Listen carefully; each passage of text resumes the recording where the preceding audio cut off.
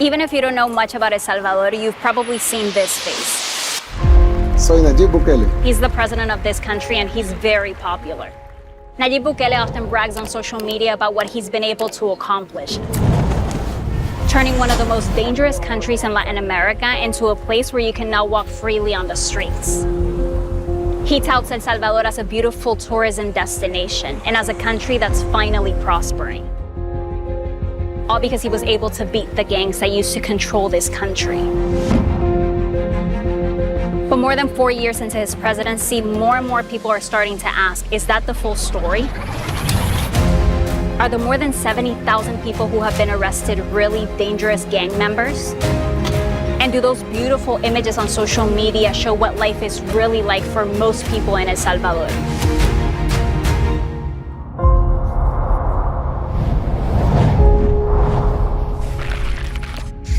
Aquí estaba lleno de muchachos, de las pandillas y todo eso. Nadie podía entrar de otros lugares, así como ustedes que han venido, ¿verdad? Era bien difícil. This is Distrito Italia.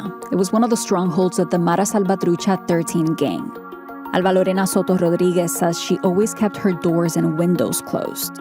Yo les tengo miedo.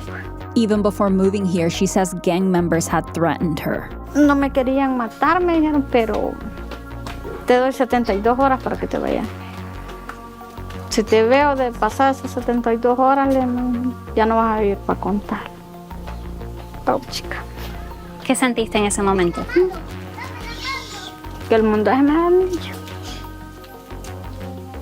Porque dejé a mis 2 niños. No tenía para dónde irme. Ellos me amenazaron con armas. At the time, she left the country, but after a few years, she came back to reunite with her family.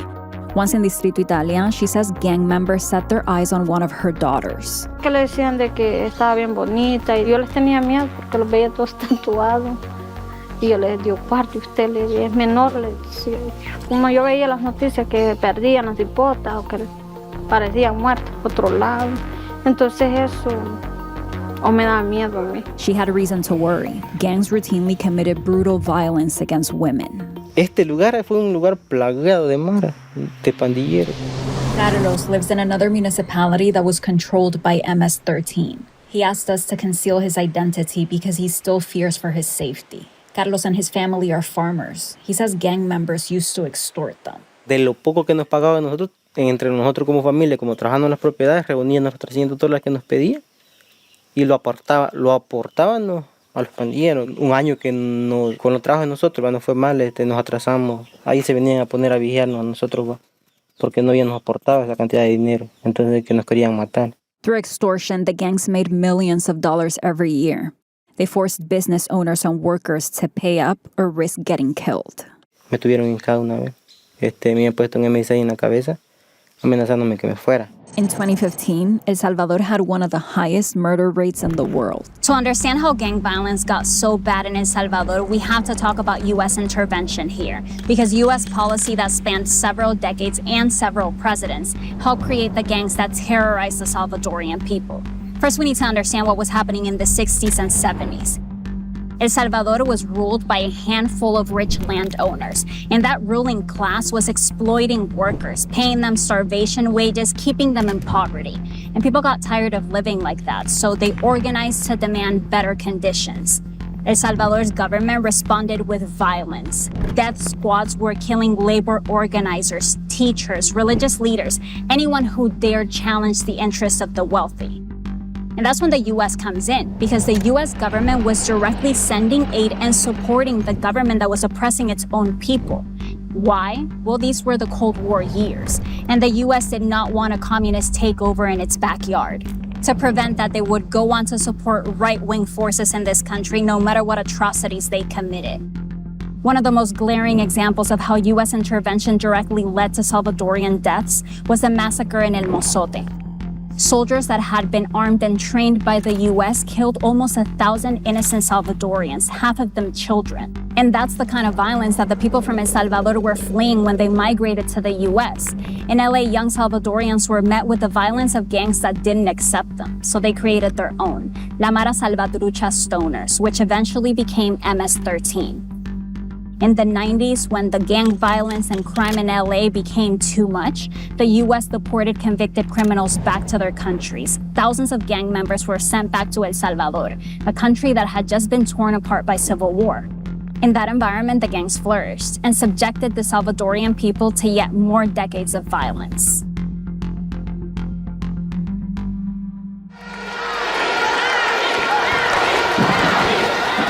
But in 2019, Nayib Bukele brought change. During his first year in office, homicides went down by almost 50%. And then in 2022, there was a setback. In March, the gangs killed 87 people in one weekend. And Bukele and his legislative assembly responded with an iron fist. They declared a state of exception. It gave police the power to detain anyone without a warrant, without having to tell them why, and people lost their right to an attorney. Ese día nosotros para el centro íbamos, limpiando y habíamos agarrado a bastantes muchachos. Y a pesar de lo que a mí ya me habían hecho, ¿verdad? Me da lástima porque no les esperaba nada bueno. Vamos a ir y vamos a atrapar a los delincuentes a donde quiera que estén, a donde quiera que se escondan. In the first 2 months of the state of exception, police arrested more than 35,000 people. A year in, Bukele had managed to dismantle the gangs.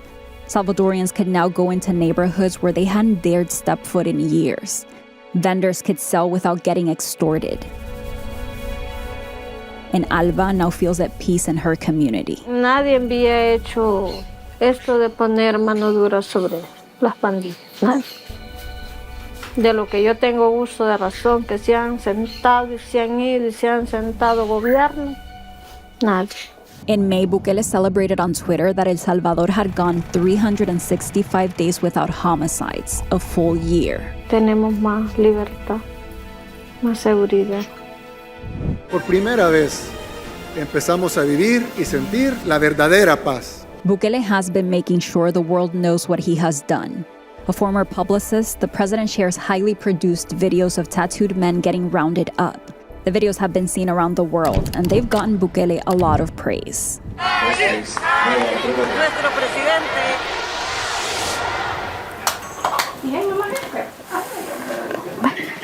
Él está poniendo unas cosas tan bonitas.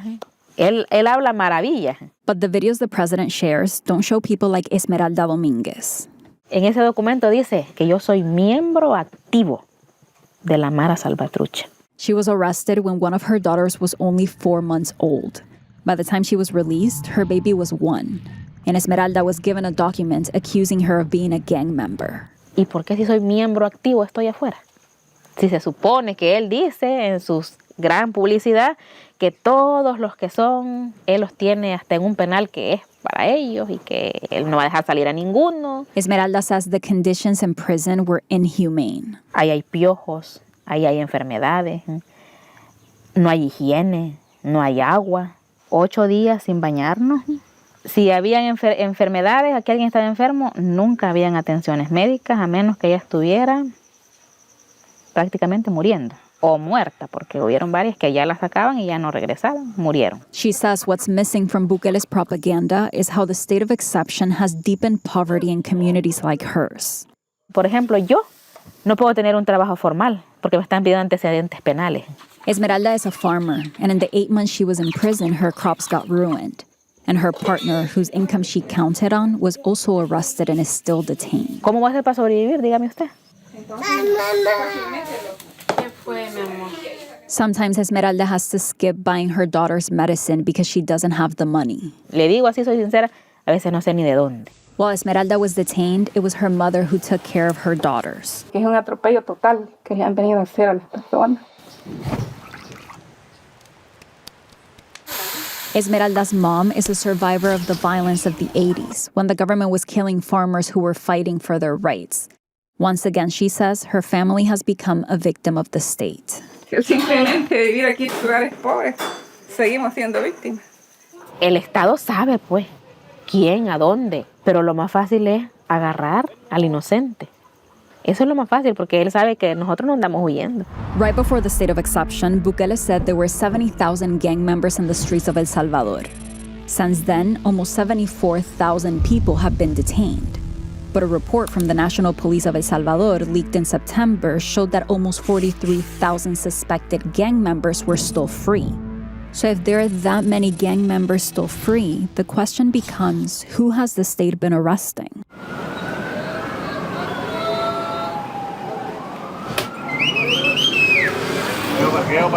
This is the Public Defender's Office of El Salvador. People come here every day trying to get news of their relatives that have been detained and that they haven't heard from in months. It's common to see a long line like this every single morning. Mi hijo ya tiene 18 meses. 18 meses, lo dejaron el 22 de abril. Metieron el mismo policía y me dijo que no le dieron nada. Y prácticamente me lo llevaron por hacer números. Le faltaban 2 al policía. The same month that her son was arrested, a police union in El Salvador said officers were being pressured to meet daily arrest quotas. No tienen nada, le decía al otro. Le decía un policía al otro, ¿verdad? Tiene y le dijo el otro, pero ni modo, nos faltan 2. Echarlos, le dijo, por hacer números. Por eso está mi hijo ahí. El Salvador now has the highest incarceration rate in the world, and its president is the most popular leader in Latin America. That popularity has allowed him to amass a lot of power. Bukele now controls all 3 branches of government in El Salvador. That's how he's able to run for re-election, even though the Constitution forbids it. A president is not supposed to serve more than 1 consecutive term in El Salvador, but the legislature from Bukele's party replaced the judges on the Supreme Court. And then that court ruled that he could seek re-election. In response to criticism that he's dismantling democracy, Bukele calls himself the coolest dictator.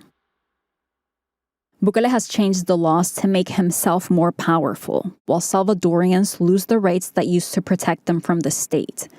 Remember Carlos, the young man who used to get extorted by the gangs? He says he went from being a victim of gang members to getting accused of being one of them. Carlos, his father and grandfather were on their way to work when they got arrested. Yo iba adelante y alcancé a ver a un soldado que iban cubriéndose en la vuelta. Ellos sin mediar palabras, sin preguntar nombres ni nada, le dijo a mi familia que iban a quedar detenidos porque habían una orden de arresto porque los acusaban de que eran pandilleros. Carlos says they weren't going to arrest them at first, but he questioned the officer. Solo me dijo, mira vos andate. Vine yo y me le acerqué al señor agente y le dije yo que yo quería saber cuál era la razón de la detención. Me dijo que por pendejo y metido me iban a llevar, y como él vio que yo me fijé que en el papel no tenía nada, pues algo creíble, pues. Entonces, él dice, tengo una orden para arrestar a estas personas. Sí. Tú dices, déjame ver, y en la lista no hay nombres. No hay nombre. Salvadorian newspaper El Faro examined the court documents of 690 people detained during the state of exception. They found that police sometimes reported they arrested people for reasons like they looked nervous or suspicious, that someone had anonymously accused them, or they had tattoos. But in the reports, they didn't specify if the tattoos were gang-related. None of the 690 people named in the documents were accused of murder. Carlos says most men he was detained with were not gang members. El 4 de junio que me llevaron a la audiencia, había unos 544 en esa audiencia. Y de los 544 solo habían 32 que dijo la jueza que sí estaban realmente vinculados a pandillas y que sí andaban tatuados. Los habían hallado con armas, con drogas. Imagínense que de tanta gente, pero ni la mitad siquiera, pues para tapar algo que dicen que solo pandilleros agarrados. Para nosotros sentimos que esto del régimen iba a ser un suspiro para nosotros porque pues íbamos a poder trabajar libremente y ese dinero nos podía quedar a nosotros. Pero no, aquí de las personas que uno conoce que han andado en la situación, allá, pues. Entonces, ¿cómo va a estar seguro si ahí están infiltrados? El rato que ellos quieran armarse, vuelven a hacer lo mismo que eran antes, pues. En muy poco tiempo, El Salvador pasó de ser la capital mundial de los homicidios, pasó de literalmente ser el país más peligroso del mundo a ser el país más seguro de América Latina. When you take a closer look at the president's messaging, the cracks start to show. Like the announcement of a full year without homicides, Bukele's tweet now has a community note fact-checking the claim. A few weeks after the tweet, local media reported that the government's own internal documents showed homicides were 61% higher than the Bukele administration was telling the public. A ver cuánto tiempo duran sus homeboys allá adentro. Ustedes desatan una ola de criminalidad y nosotros quitamos la comida en las cárceles. Bukele has said he will not spend public money to make gang members feel more comfortable in prison.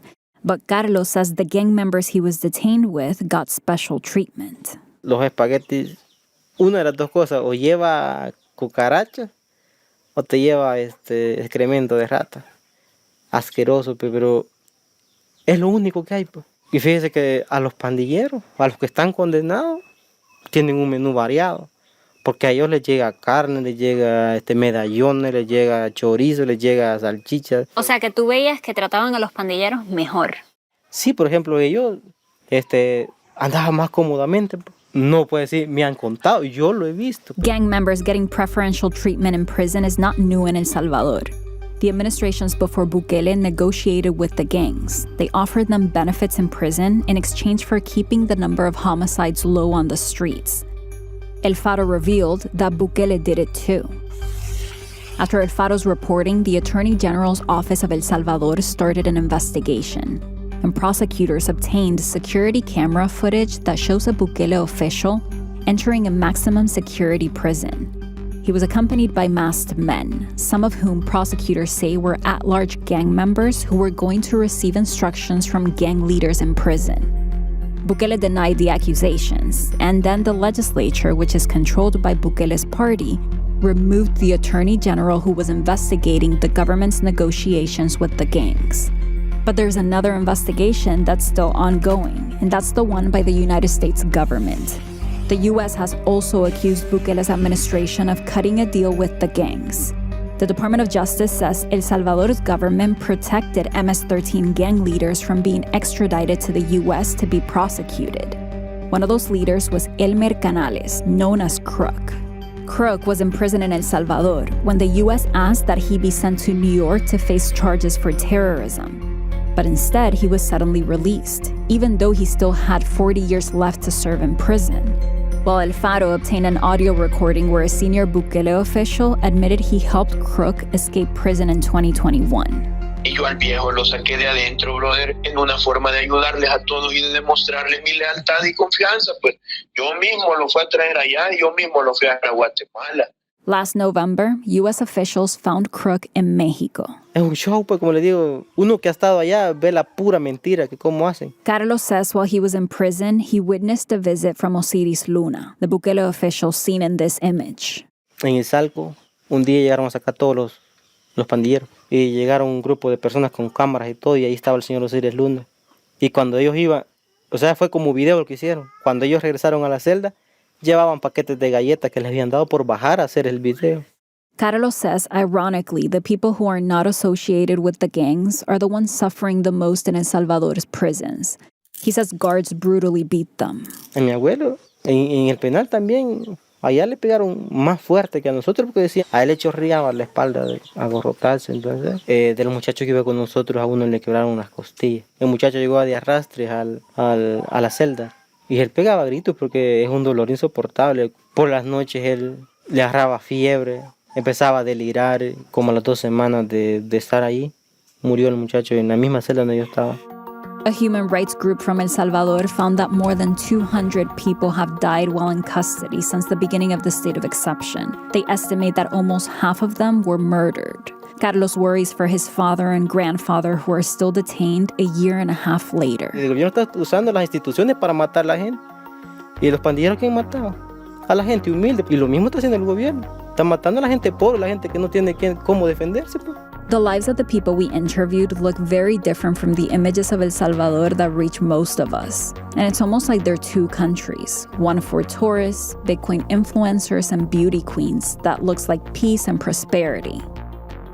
And another one for the Salvadorians who live in the most impoverished communities, where safety feels fragile and human rights don't apply.